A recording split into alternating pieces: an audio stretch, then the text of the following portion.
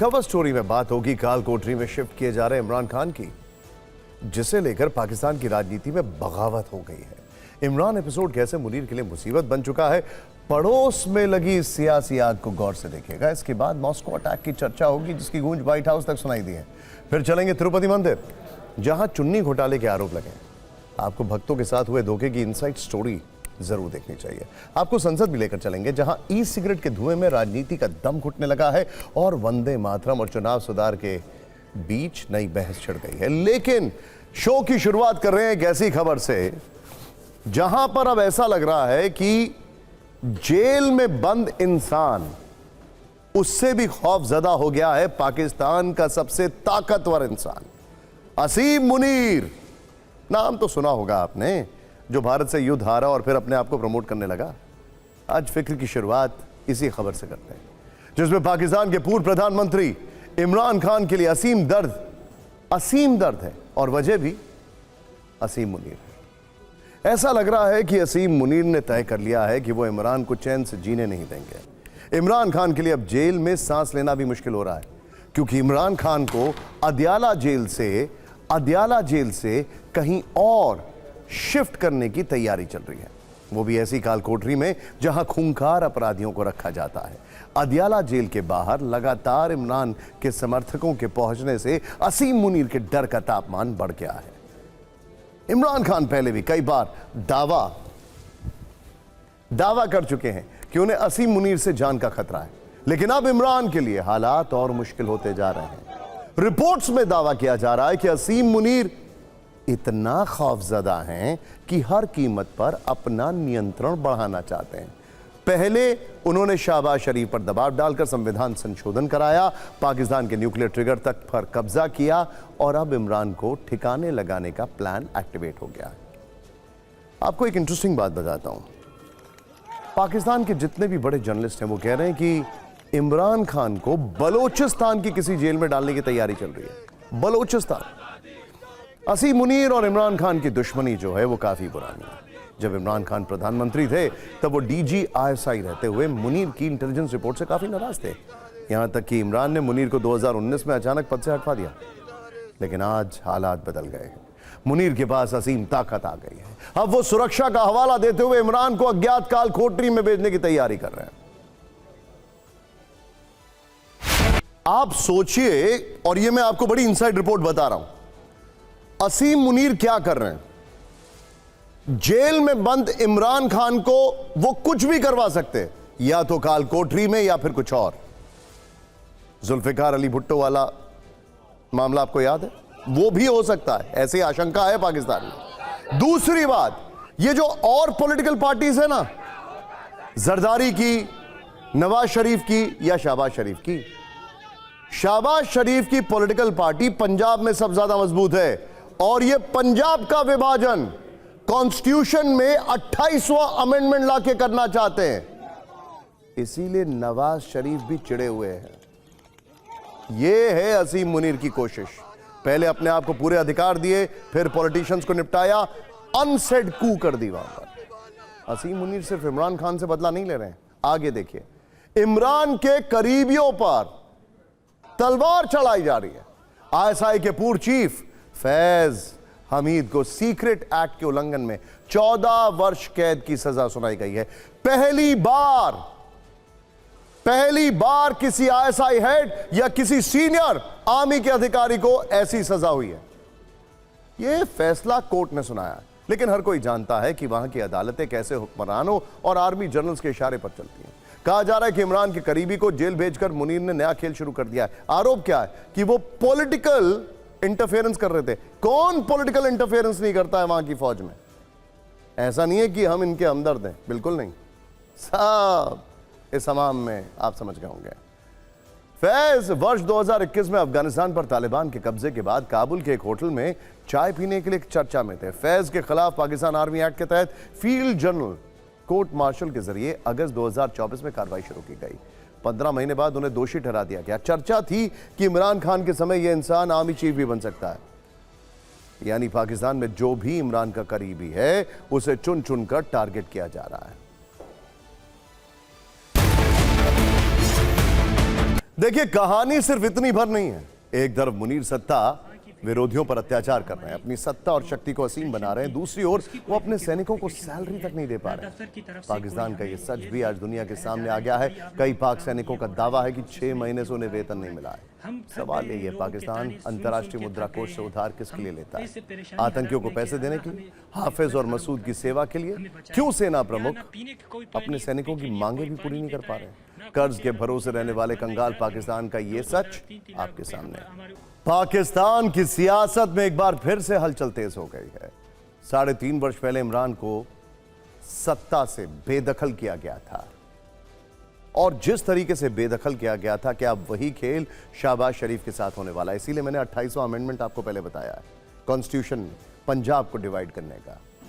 वैसे इमरान भले ही जेल में हो, लेकिन ऐसा दावा किया जा रहा है कि वो जेल से ही अपने विरोधियों तक गुप्त संदेश भिजवा रहे हैं। लोग पूछ रहे हैं, क्या जेल में बैठे इमरान खान ने नई चाल चल दी है? क्या इमरान खान ने जेल से ही शहबाज सरकार के पैरों तले से जमीन खींचने का पूरा प्लान बना लिया? क्योंकि इमरान की पार्टी के लिए बिलावल के मन में जो नया प्रेम जागा है, उससे तो यही लग रहा है कि बिलावल ने कोई गेम कर दिया है। एक तरफ शहबाज शरीफ की पार्टी PMLN ने कि कई मंत्रियों ने पीटीआई पर बैन लगाने की मांग कर दी है। शहबाज की पार्टी के लोग कह रहे हैं कि पीटीआई देश विरोधी है, सेना के खिलाफ है, उसे राजनीति करने का कोई अधिकार नहीं है। खैबर पख्तूनवा में पीटीआई की राज्य सरकार को गिराकर गवर्नर रूल लगाने की भी मांग उठी है। लेकिन गठबंधन की ही सबसे अहम पार्टी PPP और उसके अध्यक्ष बिलावल भुट्टो इस कदम के खिलाफ खड़े हो गए हैं। बिलावल भुट्टो जरदारी ने साफ कहा है कि पीटीआई पर बैन लोकतंत्र के खिलाफ है, गवर्नर रूल से हालात और खराब होंगे। अगर शहबाज और बिलावल की पार्टी में टकराव बढ़ेगा तो इमरान को ज्यादा मेहनत नहीं करनी पड़ेगी।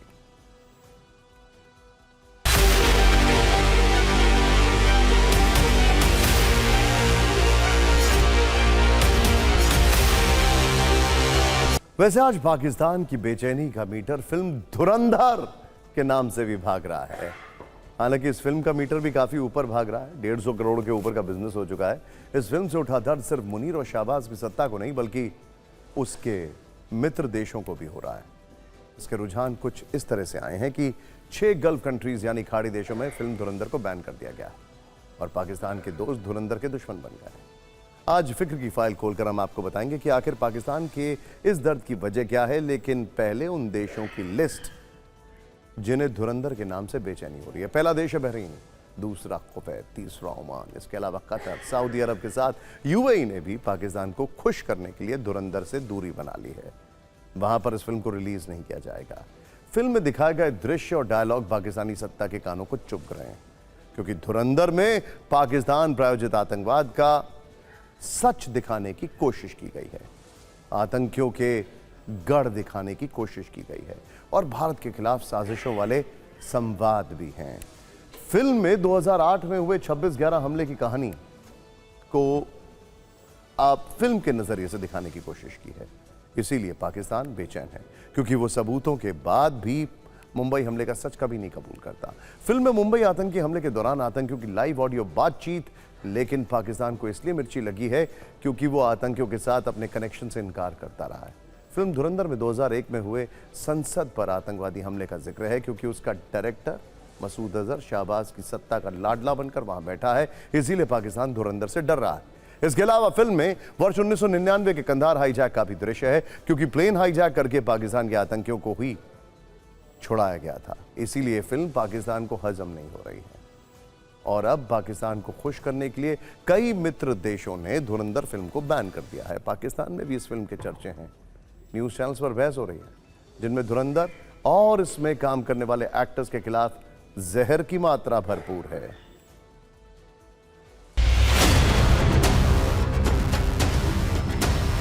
आपको पता है पाकिस्तान को इस फिल्म से चिढ़ ज्यादा इसलिए नहीं हो रही है क्योंकि इसमें उसका आईना, उसको हमने आईना दिखाया या सच दिखाया है।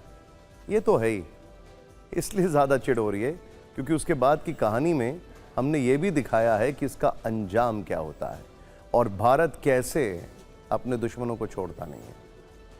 भारत में फिल्म धुरंधर का कलेक्शन बढ़ रहा है, लेकिन पाकिस्तान में कई लोगों का टेंशन बढ़ रही है। इनमें पाकिस्तान की एक नेता हैं सुमेता अफजल सैयद, जिनका आरोप है कि धुरंधर के मेकर्स ने पूर्व प्रधानमंत्री बेनजीर भुट्टो की तस्वीर का गलत इस्तेमाल किया है।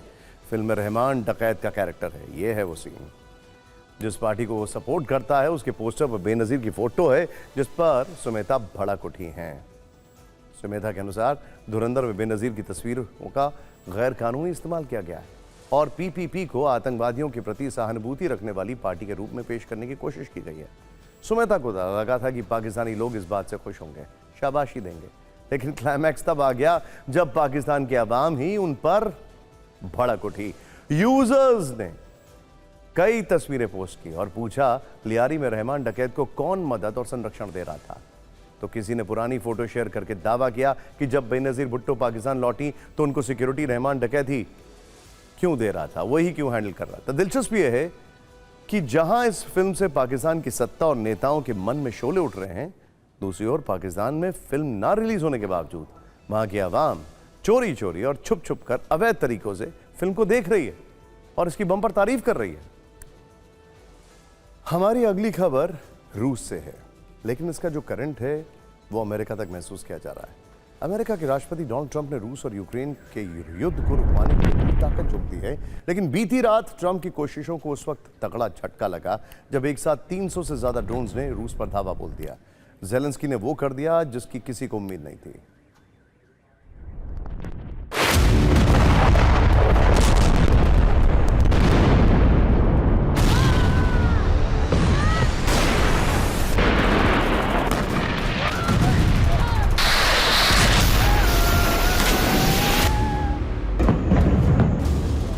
रूस पर सबसे बड़ा स्वार्म ड्रोन अटैक।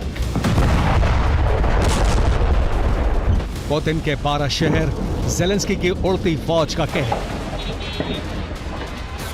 एक साथ 300 ड्रोन से हमला।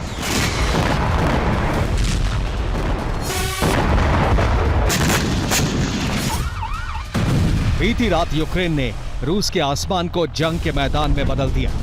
उसने एक साथ 300 ड्रोन से रूस पर हमला किया। शायद इस सरप्राइज स्वार्म ड्रोन अटैक के लिए रूस की सेना भी तैयार नहीं थी, लिहाजा मॉस्को समेत कई शहरों में हाहाकार मच गया।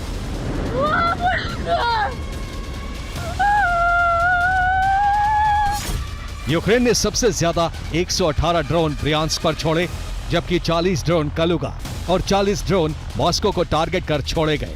इसके अलावा सेंट पीटर्सबर्ग को निशाना बनाते हुए वहां भी ड्रोन आर्मी भेजी गई।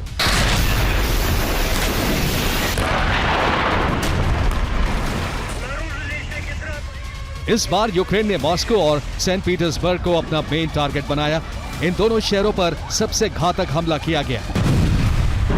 इस हमले के बाद सेंट पीटर्सबर्ग में एक मार्केट में भीषण आग लग गई। दूसरी तरफ यूक्रेन के ड्रोन हमलों से रूस की राजधानी मॉस्को में एविएशन सिस्टम कोलैप्स कर गया। मॉस्को के कई एयरपोर्ट तुरंत बंद कर दिए गए। एयर ट्रैफिक कंट्रोल ने सारे रनवे खाली करवा लिए। सैकड़ों विमान हवा में ही चक्कर लगाते रहे और सभी टर्मिनल्स पर काफी देर तक अफरा तफरी का माहौल बना रहा। इन हमलों के बाद मॉस्को में एयर डिफेंस की तैनाती बढ़ा दी गई। राजधानी में अतिरिक्त पैंतशिर S-1 और S-300 सिस्टम तैनात किए गए। रूसी सेना का दावा है कि उसने 12 शहरों में 287 ड्रोन्स को मार गिराया। खासकर मॉस्को के बाहरी इलाके में ही ज्यादातर ड्रोन नष्ट कर दिए गए। तो फिर सवाल उठता है कि अगर रूस की तैयारी इतनी पुख्ता थी तो फिर उसे तमाम एयरपोर्ट बंद क्यों करने पड़े? इसका जवाब है यूक्रेन की नई युद्ध नीति।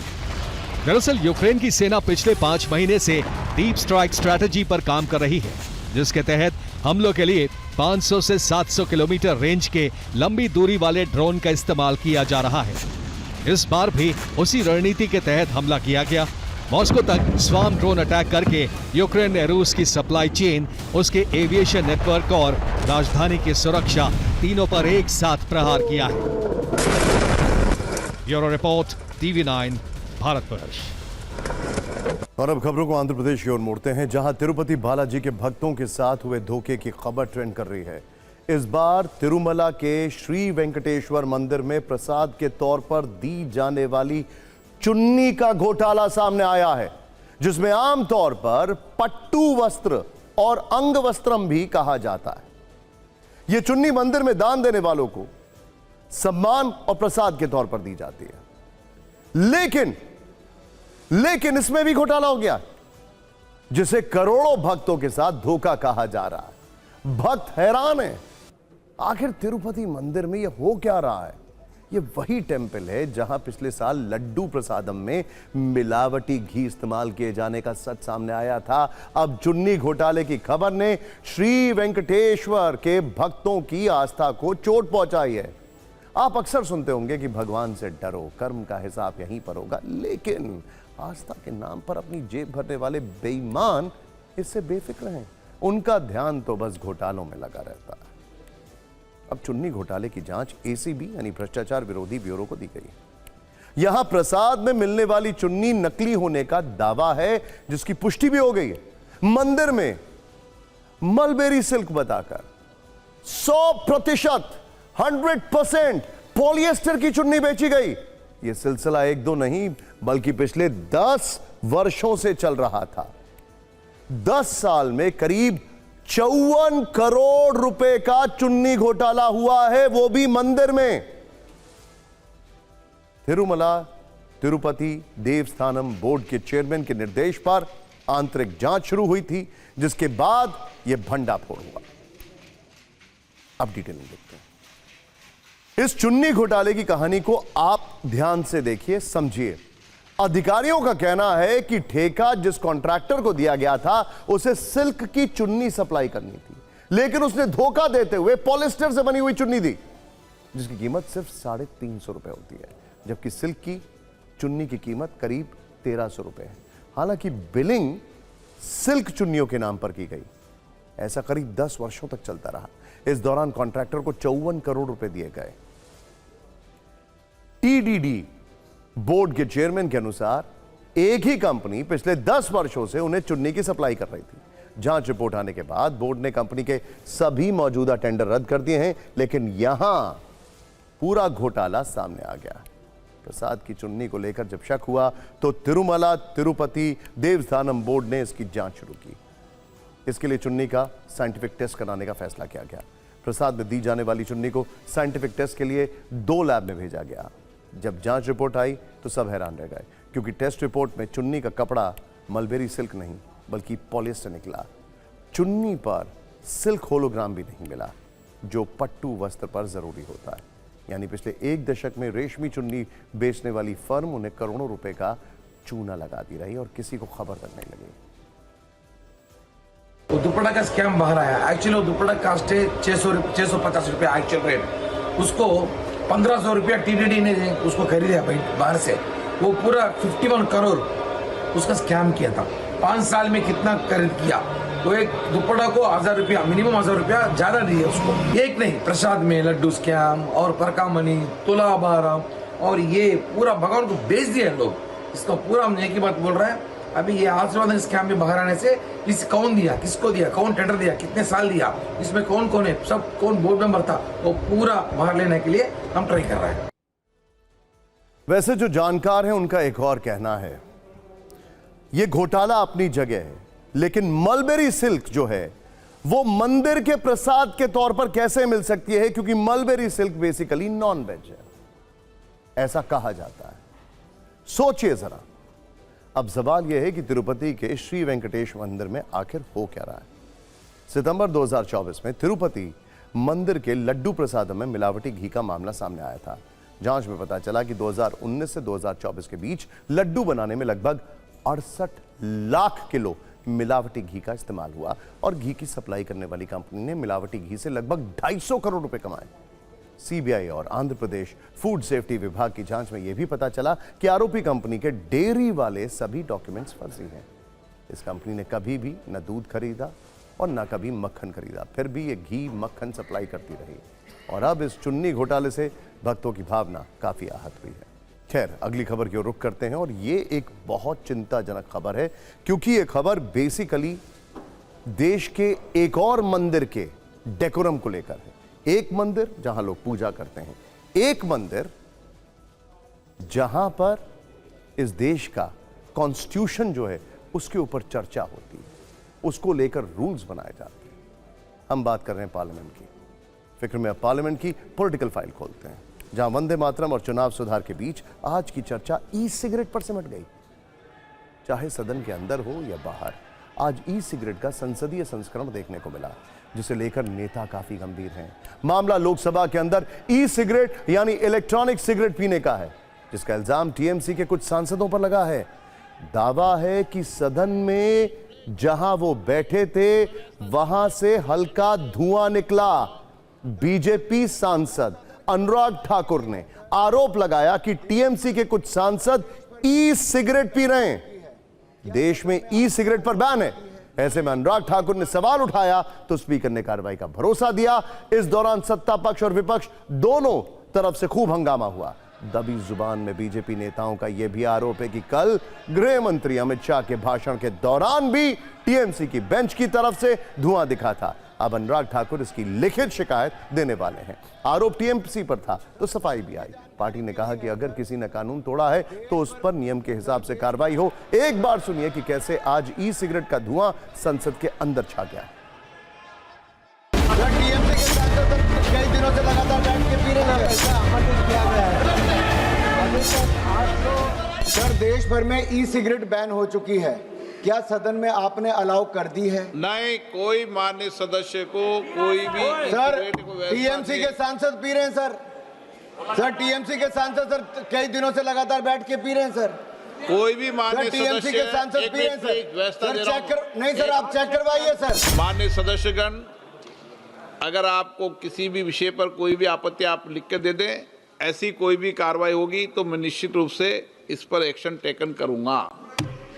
कोई भी इंडिसिप्लिन होगा तो उसका संभालने के लिए संसद का एक तरीका है, डिसिप्लिन है।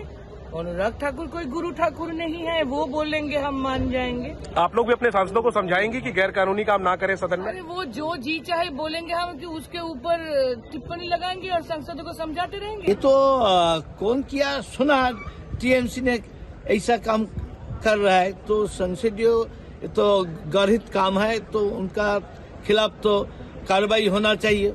जो हो तो इनका खिलाफ पनिशमेंट भी होना चाहिए।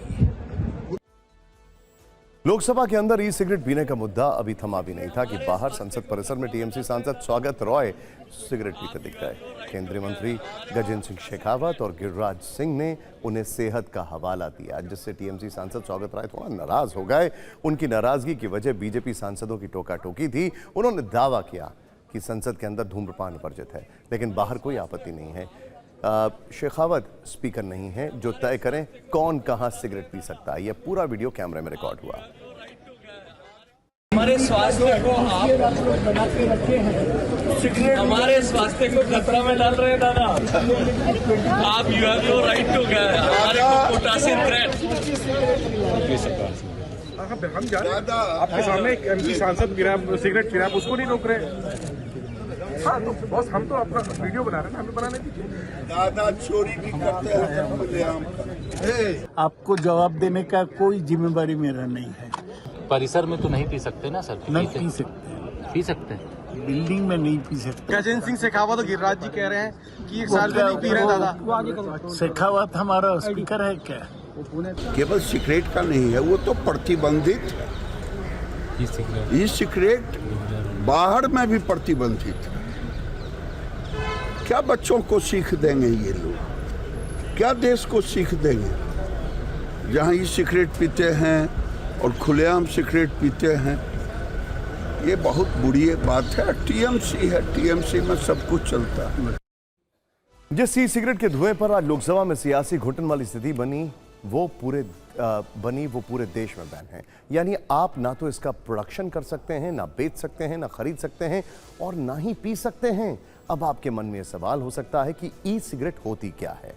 ई सिगरेट बैटरी से चलने वाले डिवाइस होते हैं जो पेन की तरह दिखते हैं, जिसमें लिक्विड को भाप में बदला जाता है, जिससे धुआं सांस के अंदर जाता है। वैसे तो ई सिगरेट के निकोटीन फ्री होने का दावा किया जाता है, लेकिन इसमें निकोटीन की थोड़ी मात्रा होती है।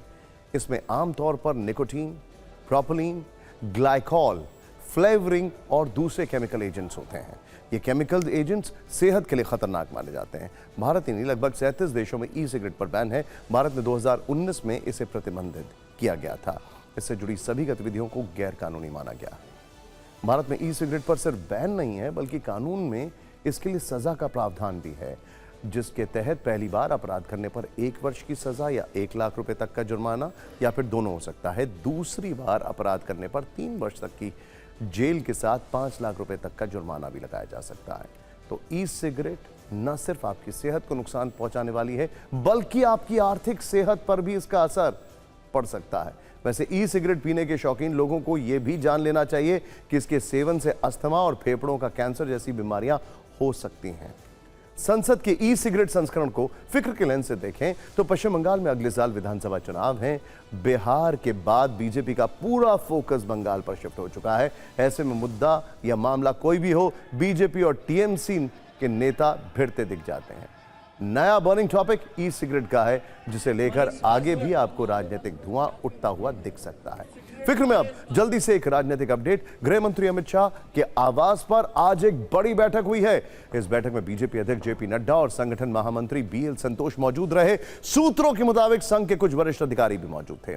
मीटिंग में उत्तर प्रदेश, दिल्ली और हरियाणा जैसे राज्यों के प्रदेश अध्यक्षों के चुनाव को लेकर चर्चा की खबर है। सूत्रों से जानकारी यह भी है कि 16 दिसंबर से पहले यूपी बीजेपी को नया प्रदेश अध्यक्ष मिल सकता है। 16 दिसंबर से खरमास शुरू हो रहा है, उससे पहले इस हफ्ते के आखिर में यूपी बीजेपी के अध्यक्ष का चुनाव हो सकता है। इससे पहले आज यूपी बीजेपी के अध्यक्ष भूपेंद्र चौधरी ने पीएम मोदी और गृह मंत्री अमित शाह से मुलाकात की। ऐसा दावा है कि नए अध्यक्ष के चुनाव के लिए यूपी संगठन की तैयारी पूरी हो चुकी है। इस हफ्ते के आखिर में राज्य के संगठन चुनाव प्रभारी पीयूष गोयल लखनऊ जा सकते हैं। ऐसी संभावना है कि इस पर बीजेपी किसी ओबीसी नेता को यूपी का अध्यक्ष बना सकती है। अब थोड़ा सा वापस इंटरनेशनल खबरों की ओर रुख करते हैं और बात चल रही है ट्रंप की। जब ट्रंप के दिसंबर सेल की बात चली है, ट्रंप की हम आपको एक वीडियो दिखाने जा रहे हैं, उसको जरा ध्यान से देखिए। इसके पीछे अमेरिकी राष्ट्रपति डोनाल्ड ट्रंप का दिमाग बताया जा रहा है। ध्यान से देखिए। बीच समंदर में कमांडो ऑपरेशन का यह सीन दुनिया भर में वायरल है। अमेरिकी सेना इसके अलग अलग वीडियो पोस्ट कर रही है। इन तस्वीरों में युद्ध का नया फ्रंट खुलने की आहट है। आखिर ये नया खतरा क्या है और क्यों इसका कनेक्शन ट्रंप से जोड़ा जा रहा है, इन सवालों का जवाब इस रिपोर्ट में।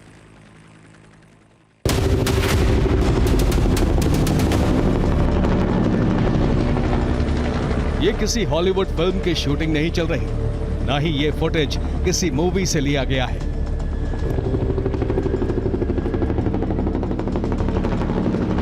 बल्कि ये वो रियल एक्शन वीडियो है जिसमें गोलियां भी असली हैं और कमांडो भी। इस ऑपरेशन का टारगेट था वेनेजुएला का एक शिप, जिसे बीच समंदर अमेरिका ने अपने कब्जे में ले लिया। 70 सेकंड का यह वीडियो अमेरिकी रक्षा विभाग ने जारी किया।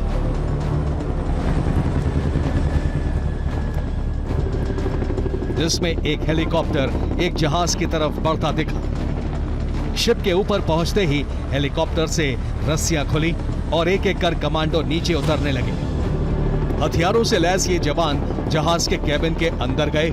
इस दौरान हेलीकॉप्टर भी ऊपर ही मंडराता रहा और पूरे ऑपरेशन का वीडियो शूट होता रहा। अमेरिका ने वेनेजुएला तट के पास इस तेल टैंकर पर कब्जा कर लिया। डोनाल्ड ट्रंप ने अपने जवानों की जांबाजी की जानकारी खुद दी। वेनेजुएला के खिलाफ अमेरिकी ऑपरेशन में सैनिकों के साथ कोस्ट गार्ड और एफबीआई को भी शामिल किया गया। अमेरिका का आरोप है कि जिस ऑयल टैंकर को पकड़ा गया वो आतंकी संगठनों का समर्थन करने वाले अवैध तेल शिपिंग नेटवर्क का हिस्सा है और उस पर लंबे वक्त से प्रतिबंध लगा हुआ है। ये टैंकर वेनेजुएला और ईरान से तेल की सप्लाई करता था। अब तक वेनेजुएला के ड्रग्स बोट पर हमले होते रहे हैं, लेकिन ये पहली बार है जब उसके तेल टैंकर को टारगेट किया गया।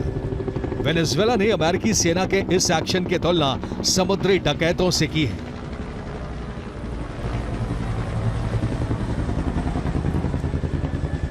इस मिलिट्री एक्शन के बाद वेनेजुएला के 30 से ज्यादा तेल टैंकरों पर खतरा मंडरा रहा है, क्योंकि इन पर पहले से ही अमेरिकी बैन लगा हुआ है।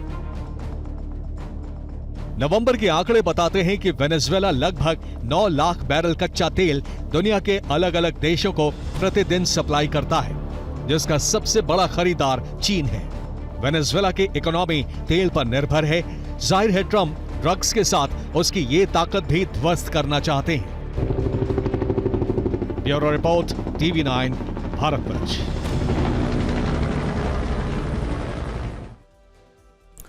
देखिए, ऐसी खबरें आ रही हैं कि अमेरिका वेनेजुएला पर बड़े हमले की तैयारी कर रहा है। पुर्तो रिको के रूजवेल्ट नेवी स्टेशन को अटैक से तैयारी है। यूएस नौसेना के 6 ग्राउलर विमानों की लैंडिंग के बाद वहां का बड़ा हवाई क्षेत्र जो है वो अब पूरी की पूरी तैयारी के साथ ऑल अलर्ट मोड में है। वैसे ट्रंप से जब पत्रकार ने सवाल किया कि ये तेल टैंकर कहां जा रहा था, तो उन्होंने कटाक्ष करते हुए कहा कि अगर इसका पता लगाना है तो उन्हें टैंकर का पीछा करना चाहिए, उन्हें हेलीकॉप्टर के पीछे जाना चाहिए। पत्रकार और ट्रंप के बीच का ये संवाद आप खुद सुनिए। और अगली खबर की शुरुआत एक तस्वीर से करते हैं। ये देखिए, पिछले हफ्ते ये तस्वीर काफी वायरल हुई। प्रधानमंत्री मोदी और प्रेसिडेंट पुतिन की सेल्फी। ये फोटो उस वक्त की है जब प्रेसिडेंट पुतिन पिछले हफ्ते 2 दिन की भारत यात्रा पर दिल्ली पहुंचे थे। पालम एयरपोर्ट पर उनका भव्य स्वागत हुआ। प्रधानमंत्री मोदी ने गले लगाकर पुतिन का अभिवादन किया। इसके बाद दोनों नेता एक ही कार में बैठकर पीएम आवास के लिए रवाना हुए। इस बात को 7 दिन बीत चुके हैं, लेकिन 7 दिन पहले खींची गई इस तस्वीर ने अब अमेरिकी संसद में खलबली मचा दी है। इस तस्वीर को दिखाकर अमेरिका के सांसद वहां के राष्ट्रपति डोनाल्ड ट्रंप को कोस रहे हैं, उनकी विदेश नीति की आलोचना कर रहे हैं। दरअसल अमेरिकी संसद में विदेश नीति पर एक समिति की बैठक हो रही थी। उस बैठक में डेमोक्रेटिक पार्टी के सांसद कमलेका डोव ने पीएम मोदी और राष्ट्रपति पुतिन की सेल्फी दिखाते हुए डोनाल्ड ट्रंप की जबरदस्त आलोचना की। उन्होंने कहा कि ट्रंप प्रशासन की नीतियां भारत अमेरिकी संबंधों को चोट पहुंचा रही हैं और इनकी वजह से दोनों देशों के बीच रणनीतिक भरोसे को नुकसान पहुंचा है। उन्होंने यह भी कहा कि ट्रंप ने अपनी नीतियों से भारत को रूस के और करीब धकेल दिया है और ट्रंप पर कटाक्ष किया कि आप नोबेल शांति पुरस्कार नहीं जीत सकते अगर आप अपने रणनीतिक पार्टनर को विरोधी देशों की तरफ धकेल दें। कमलेका डोव ने संसद से आग्रह किया है कि भारत के साथ साझेदारी में आई दरार को फौरन दूर किया जाए और दोनों देशों के रिश्तों को फिर पटरी पर लाया जाए। अमेरिका की चिंता इसलिए बड़ी है कि यह तस्वीर सिर्फ डिप्लोमेटिक पिक्चर नहीं है, बल्कि एक संकेत है कि भारत अपने हितों के मामले में अब बिल्कुल भी नॉन नेगोशिएबल मोड में है। ट्रंप की नीतियों ने भले ही दोनों देशों के बीच दूरी बढ़ा दी हो, लेकिन वहां के बाकी नेता जानते हैं कि 21वीं सदी की जियोपॉलिटिक्स में भारत केवल एक पार्टनर नहीं है, बल्कि एक पावर सेंटर है और इसी पावर सेंटर की मुस्कुराती तस्वीर वॉशिंगटन की नींद उड़ा रही है। और अब जल्दी से आपको एक बड़ा अपडेट दे देते हैं, आखिर कैसे अमेरिका का फोकस भारत पर शिफ्ट हो रहा है। भारत को पता है क्या करना है। आज प्रधानमंत्री मोदी और डोनाल्ड ट्रंप के बीच फोन पर बातचीत हुई है। दोनों नेताओं ने भारत अमेरिका के बीच रणनीतिक साझेदारी में प्रगति की समीक्षा की और द्विपक्षीय सहयोग की मजबूती पर संतोष व्यक्त किया है। पीएम मोदी और ट्रंप में ट्रेड, टेक्नोलॉजी, एनर्जी, डिफेंस और सुरक्षा में सहयोग बढ़ाने पर बात हुई है। प्रधानमंत्री मोदी और ट्रंप ने साझा चुनौतियों का सामना करने और आपसी हितों को आगे बढ़ाने के लिए सहयोग बनाए रखने पर सहमति व्यक्त की है। इसके साथ ही भारत अमेरिका में मिलिट्री पार्टनरशिप पर भी बात हुई है। यह बातचीत अपने आप में काफी अहम है, क्योंकि जिस तरह से ट्रेड को लेकर ट्रंप ने कई बार भारत का नाम लेते हुए टैरिफ दोगुना कर दिया था, ऐसे में यह बातचीत इशारा कर रही है कि अमेरिका का झुकाव भारत की तरफ बढ़ रहा है। अमेरिका भारत को स्वच्छ ऊर्जा, सोलर टेक्नोलॉजी और अगली पीढ़ी की डिजिटल तकनीकों की में साझेदारी के लिए प्राथमिकता दे रहा है। इसका मकसद न केवल भारत की अर्थव्यवस्था को मजबूत करना है, बल्कि चीन की बढ़ती तकनीकी पकड़ के मुकाबले भी तैयार रहना है। ट्रंप के टैरिफ दबाव ने भारत अमेरिका के व्यापार को चुनौती दी थी, लेकिन लगातार बातचीत और रणनीतिक साझेदारी ने हालात को सामान्य करने में मदद की है। आने वाले समय में यह सहयोग दोनों देशों के लिए नई संभावनाओं के दरवाजे खोल सकता है। वैसे कल ही स्टारलिंक की वाइस प्रेसिडेंट लॉरेन ड्रेयर की भारत सरकार के प्रतिनिधि से मुलाकात हुई है। इस मुलाकात में भारत में इंटरनेट कनेक्टिविटी को आगे बढ़ाने पर चर्चा हुई है। इन तस्वीरों को इलॉन मस्क ने भी शेयर करते हुए लिखा कि वो भारत में स्टारलिंक के काम को लेकर काफी उत्सुक हैं। इससे देश के दूर दराज इलाकों में इंटरनेट पहुंचाने में मदद मिलेगी। वहीं 2 दिन पहले अमेरिकी टेक कंपनी माइक्रोसॉफ्ट ने भारत में 1.5 लाख करोड़ रुपए से ज्यादा के निवेश का ऐलान किया है। कंपनी के चेयरमैन सत्या नडेला की प्रधानमंत्री मोदी से मुलाकात के बाद यह घोषणा की गई। इसे माइक्रोसॉफ्ट का एशिया में किया गया सबसे बड़ा निवेश बताया जा रहा है। कंपनी ने कहा कि यह निवेश भारत में एआई इंफ्रास्ट्रक्चर, स्किल डेवलपमेंट और डिजिटल क्षमता बढ़ाने पर केंद्रित होगा। यह निवेश ऐसे समय में आया है जब दुनिया भर में एआई की रेस चल रही है और हर देश चाहता है कि वह इस टेक्नोलॉजी में आगे निकले। 2 दिन पहले इंटेल कॉर्पोरेशन के सीईओ लिप बुटान की भी प्रधानमंत्री मोदी से मुलाकात हुई। उनकी पीएम मोदी से तकनीक, कंप्यूटिंग और भारत में अपार संभावनाओं से जुड़े मुद्दों पर बात हुई। उन्होंने पीएम मोदी की तारीफ करते हुए लिखा कि उन्होंने भारत में सेमीकंडक्टर डिजाइन और मैन्युफैक्चरिंग के लिए एक नई पॉलिसी बनाई और इंटेल भारत के सेमीकंडक्टर मिशन के लिए बढ़ चढ़कर काम करेगा। इसके साथ ही 9 दिसंबर को पीएम मोदी की कॉग्निजेंट के सीईओ रवि कुमार और चेयरमैन राजेश वारियर से भी मुलाकात हुई। इस मुलाकात में एआई को तेजी से अपनाने, शिक्षा और स्किल डेवलपमेंट को बढ़ावा देने पर चर्चा हुई। अब आपको उत्तर कोरिया के शासक किम जोंग उन का एक सीक्रेट बताते हैं। किम का ये सीक्रेट सैटेलाइट की तस्वीरों से लीक हो गया है। वो सैटेलाइट जिसने किम के महल के पास चल रहे निर्माण की तस्वीरें खींचकर वायरल कर दी। इन तस्वीरों में जो दिखा उस पर कोई भी आसानी से विश्वास नहीं कर पा रहा है। ऐसा क्यों हो रहा है? किम के महल के पास आप ही देखें।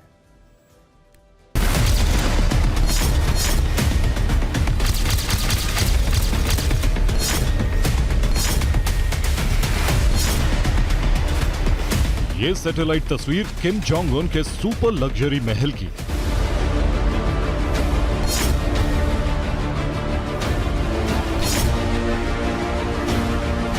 लेकिन जरा ध्यान से देखेंगे तो पता चलेगा कि किम के महल के पास 3 मजबूत किले और बनाए जा रहे हैं। खबर है कि इन तीनों किलों का निर्माण 3 खास मेहमानों के लिए किया जा रहा है। उन मेहमानों का नाम है डोनाल्ड ट्रंप, व्लादिमीर पुतिन और शी जिनपिंग। ये सैटेलाइट तस्वीरें इसी साल अक्टूबर से दिसंबर के बीच की। इनमें 3 कंस्ट्रक्शन साइट्स दिखाई दे रही। प्योंगयांग में जिस जगह ये निर्माण कार्य हो रहा है वो किम की प्राइवेट प्रॉपर्टी। बताया जा रहा है कि वहां हर साइट पर करीब 1.5 लाख वर्ग फीट के महल बनाए जा रहे हैं।